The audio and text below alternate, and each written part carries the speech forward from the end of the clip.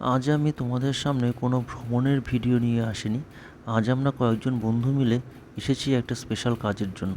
ইতিমধ্যেই আমরা এসে পৌঁছেছি আমাদের গন্তব্যস্থলে।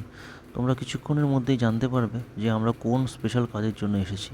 তোমরা এই ব্যানারটিকে একটু পজ করে দেখলেই বুঝতে পারবে যে আমরা কোন কাজের জন্য এসেছি। তবুও আমি বলে দিচ্ছি, আমরা এখন উপস্থিত রয়েছি দক্ষিণ দিনাজপুর জেলার কুশমুন্ডি ব্লকের অন্তর্গত একটি প্রত্যন্ত গ্রামে।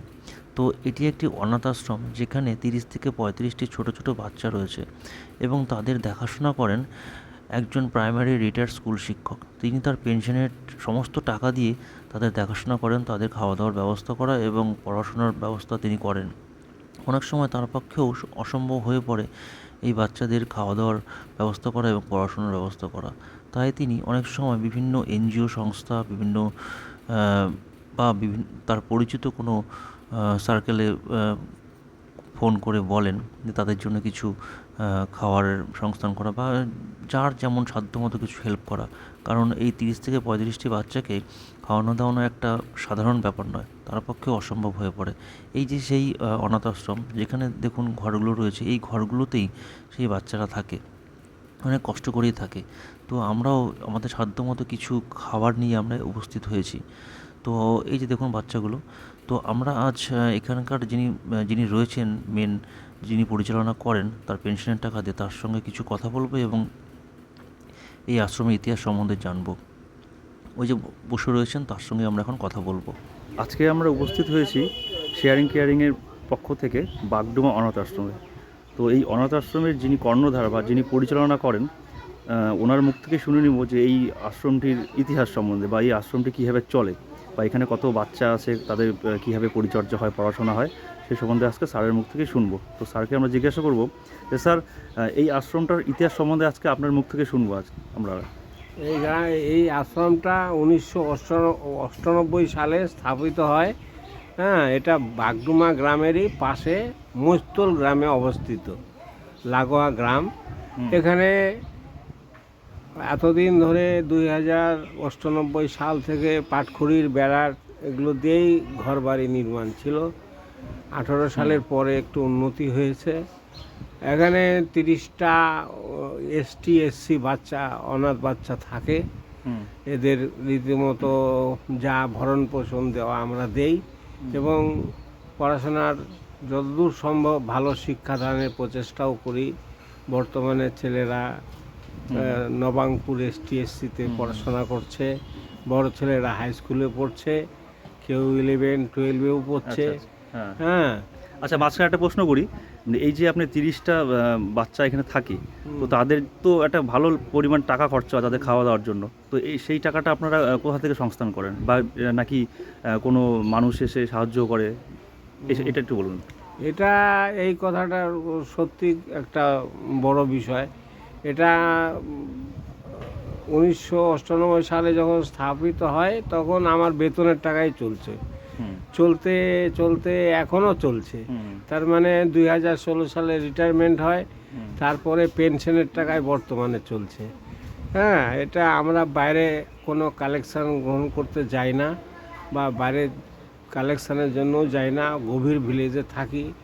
এখানেও মানুষজন 2018 সালের পরে, হ্যাঁ, যারা যারা জানতে পেরেছে তারা আসেন, কারো মনে চাইলে কিছু দেন, আর কি পেনশনের টাকায় মিলাই ঝুলাই কোনো রকমে 4টা ডাল ভাত কোনো রকমে আমাদের দিন। সেই তো 30টা বাচ্চার খাওয়া দাওয়াটা অনেক খরচা, বা পড়াশোনার খরচা আছে, এটা স্বাভাবিক। মানুষের সাহায্য থাকলে সেটা হয়তো একটু সচ্ছল হবে ব্যাপারটা। হ্যাঁ, তা বাদেও বাচ্চাদের গাড়ি ঠিক করে দিয়েছি, 1.5 কিলোমিটার ওরা গাড়ি আসে, গাড়িতেই যায়। পড়াশোনার মানটা ধরে রাখার চেষ্টা করছি ভালো, এবং আমরা যোগাতেও খুব ভালো। আমরা জেলায় খেলি, কলকাতায় খেলি, শিলিগুড়ি খেলি, এবং আমারই মেয়ে, হ্যাঁ, আছে সায়ন্তিকা দত্ত, ওই এই সাইডগুলো বেশি দেখে আর কি, খেলাধুলা। এই যে আমরাও গত বছর, এই বছরও এই জানুয়ারি মাসে প্রাইজ নিয়ে এসেছি জেলার থেকে, স্টেডিয়াম থেকে ডিএম সাহেব দিয়েছেন, এবং গত বছরও আমরা ডিএম সাহেব দিয়েছেন, আমরা ওখানে প্রাইজ এনেছি। এবং আমরা বর্তমানেও খেলাধুলা বিভিন্ন জায়গায় চ্যাম্পিয়নশিপ খেলতেছি এবং রেসপন্স ভালো পাচ্ছি। আচ্ছা, না আপনি যেভাবে বললেন তাতে খুবই সমস্যায় চলে, যেটা আপনার কথা শুনে বুঝতে পারলাম। তো মানুষ যদি কেউ এগিয়ে আসে তাহলে খুবই ভালো হয়, কারণ আপনি এত কিছু করার পর নিজের পেনশন দিয়ে, বা আপনার পরিবারও এখানে ইনভলভ আছে বললেন, আপনার মেয়েও এখানে যুক্ত আছে।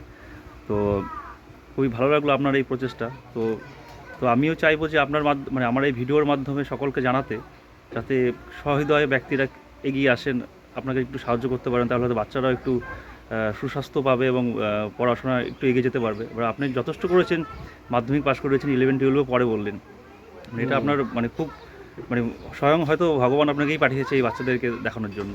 তো আপনি একটু শেষে আর কিছু জানার নেই? যা বললেন এতে আমরা বুঝতে পেরে গেছি, বা যারা ভিডিওটা দেখবে তারাও সঠিক বুঝে যাবে যে কীভাবে চলে।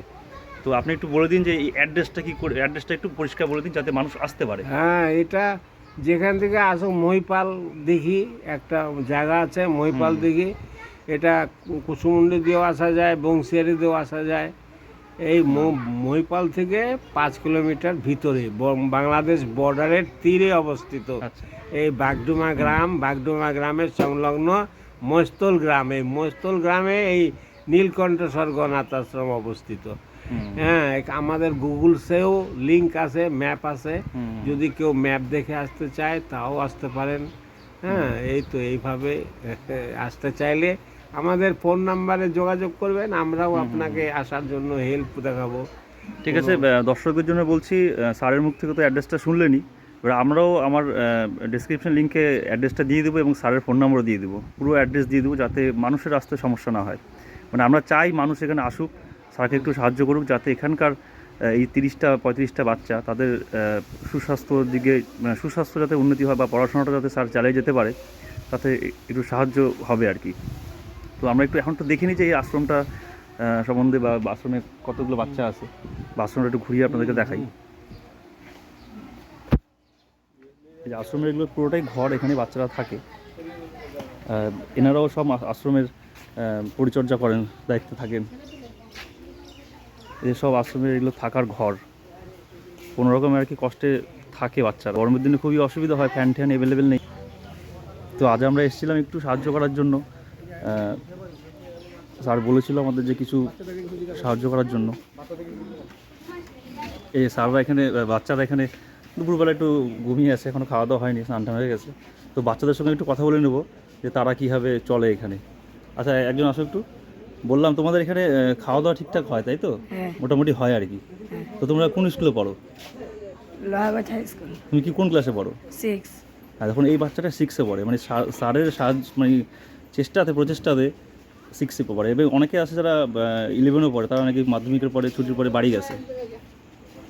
এই যে একজন এখানে আছে আর কি, বড় ছেলে, একটু জিজ্ঞেস করে নি। তো তুমি কিসে পড়ো? আমি 10-এ পড়ি। 10-এ পড়ে। এই বাচ্চারা 10-এ পড়ে। কোন স্কুলে পড়ো? আমি হচ্ছে লোহাগঞ্জ উচ্চ বিদ্যালয়। আচ্ছা, ঠিক আছে। তো টিউশন ফিউশন সব এখান থেকেই করো আর কি। ভালো, ঠিক আছে। দেখছেন তো এখানে সবাই মাধ্যমিকও পড়ে। একজন মানে স্যার ছোটো থেকে এদেরকে বড় করেছে, পরের বছর মাধ্যমিক দেবে। সমস্ত ধরনের বাচ্চা, ছোট বড় সবাই আছে। তো এই বাচ্চাগুলোর মুখের দিকে তাকিয়ে যদি কোনো সহৃদয় ব্যক্তি চান এদের যাতে একটু অন্য সংস্থান হয়, পড়াশোনাটা ঠিকঠাক হয়, তাহলে একটু এগিয়ে আসবেন, যথাসম্ভব যতটুকু পারবেন ততটুকু সাহায্য করবেন, তাহলে এটা একটু ভালোভাবে চলতে পারবে আর কি। এদের থাকার ঘরঠরও তেমনভাবে নেই, এইভাবেই খোলা জায়গাতেই থাকে। তো সকলকে ধন্যবাদ এই ভিডিওটা দেখার জন্য, এবং দেখবেন, আসবেন, খুব ভালো লাগবে জায়গাটাতে।